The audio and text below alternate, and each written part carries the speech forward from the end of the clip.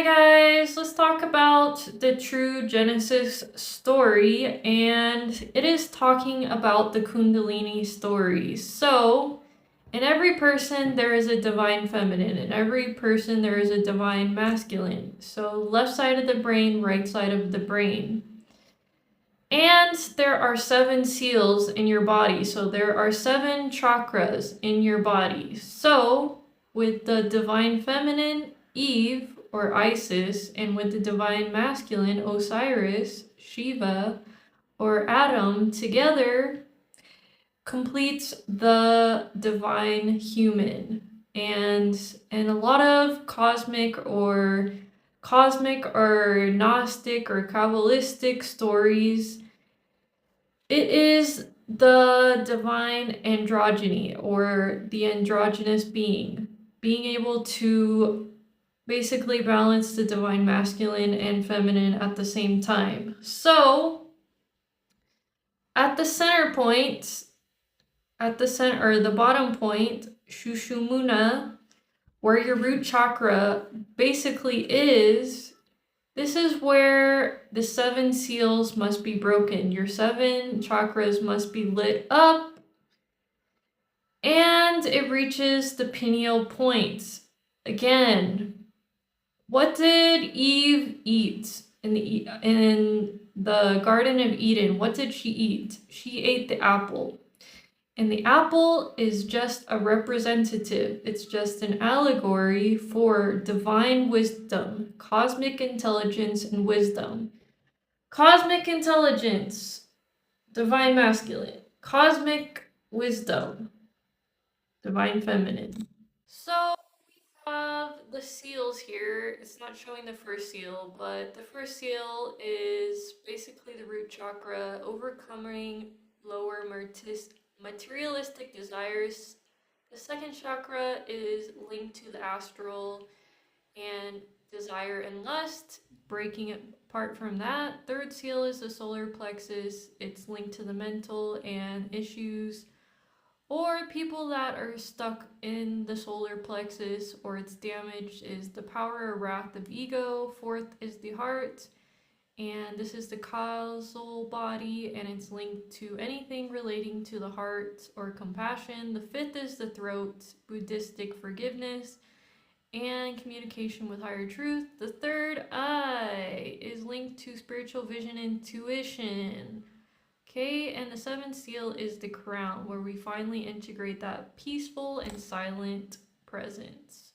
Alright, so let's talk about the caduceus, or the staff of Osiris, or the tree of life.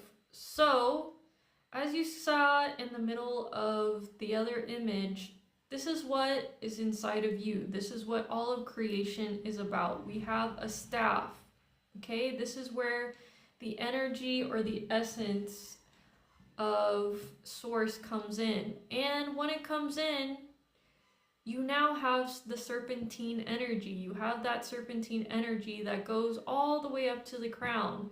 But if your chakras are blocked, if you are still in the 3-dimensional pursuits of materialism, ego, you're still thinking about concentrating about all of these things, you still have confidence issues, your consciousness will never rise to the crown chakra. Your divine and your masculine energies will never be balanced because you have blocked it in some sort of way. And just wanted to mention this here, as it says in Genesis 32:30, Jacob named the place Peniel, because he said, I saw God face to face. And what is this talking about? Again, it's talking about the pineal gland. And is talking about the allegorical Adam and Eve story. Adam is representative of intelligence. Eve, the divine wisdom. Okay? She receives the cosmic intelligence and wisdom at the same time before Adam. And in order to get out of the Garden of Eden, okay, that place of imprisonment, you need to raise the 7 chakras. So we're gonna look at the tree of life, or the Kabbalistic view or point of view of what's going on, and we're just going to focus on the top triangle, the top mystic triangle. So Ein Sof is infinite source, and at the very top we have Keter. Keter is the crown. Then we have Hokama, which is representative of divine masculine. Okay, divine masculine, and Bina is divine feminine. So Hokama or Chokama is wisdom, or the masculine, and Bina is the understanding, the contemplation. And without the female aspect, there is no creation. Without the divine masculine connecting to the divine feminine, there is no creation. Because, just to give you a quick metaphor, quick allegory, the man can be seen as the engine. The woman is seen as the fuel. And without the fuel, there is no creation. There is no continuation of this understanding, this comprehension. And so this again is talking about the Adam and Eve story. There is no evolution without Eve. Eve is the Jehovah. Eve is the one that continues the engine, keeps it running. Okay, without the fuel, without the third Sephira, without Bina, there is nothing. And you guys can see the mystic triangle up here, and it is said that Sephira left the mystic triangle in order to go out and to create. Okay, Sephira left the triangle to go out and to create. And again, this can link back to the Adam and Eve story, where Eve was created out of Adam's left rib. So the feminine left the masculine in order to go out and to create, in order to create the earth, to populate, to start creation, start the engine going. Alright, the last interpretation, and honestly my favorite, because it gets more into the physical about what's been going on Earth. And again, this goes back to the Sumerian tablets. I highly recommend that you guys go out and you read the Sumerian tablets so you get a more better look about what's been going on our Earth. But there was a Nephilim, okay? There was a Nephilim, a fallen angel, or they're also called the Elohim, and these are demigods, okay?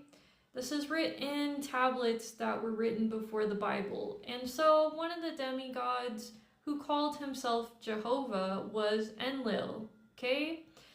Enlil locked up Adam and Eve in the Garden of Eden as experiments, okay? Because they wanted to take away the God right, okay? The God power from the existing humans that were already on Earth, okay?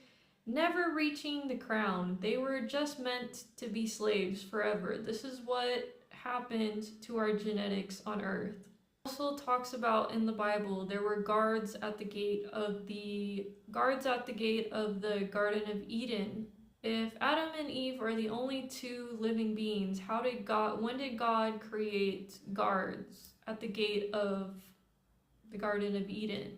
So we know that this is an anthropomorphic God, and taking the two specimens, one man, one woman, he was able to lock them up, able to take them out of their godly capacity because they never knew anything other than what was in the garden.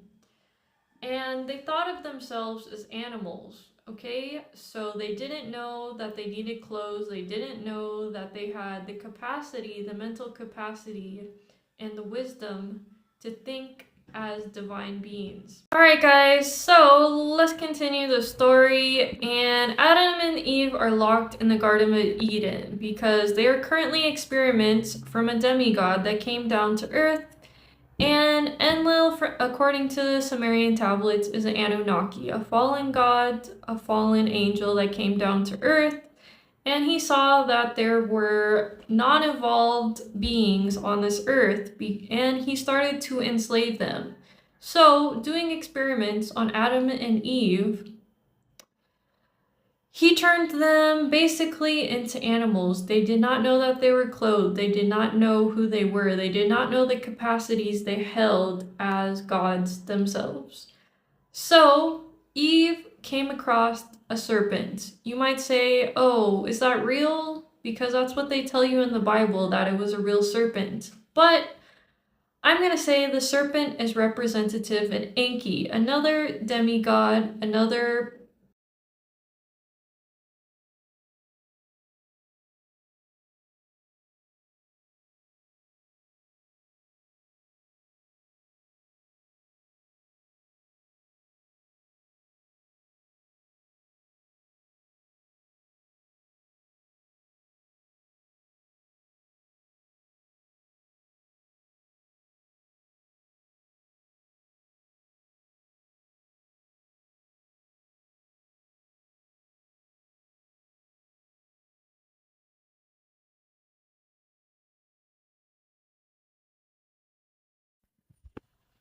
Alright, guys, so let's continue the story. And Adam and Eve are locked in the Garden of Eden because they are currently experiments from a demigod that came down to Earth. And Enlil, according to the Sumerian tablets, is an Anunnaki, a fallen god, a fallen angel that came down to Earth. And he saw that there were non-evolved beings on this earth, and he started to enslave them.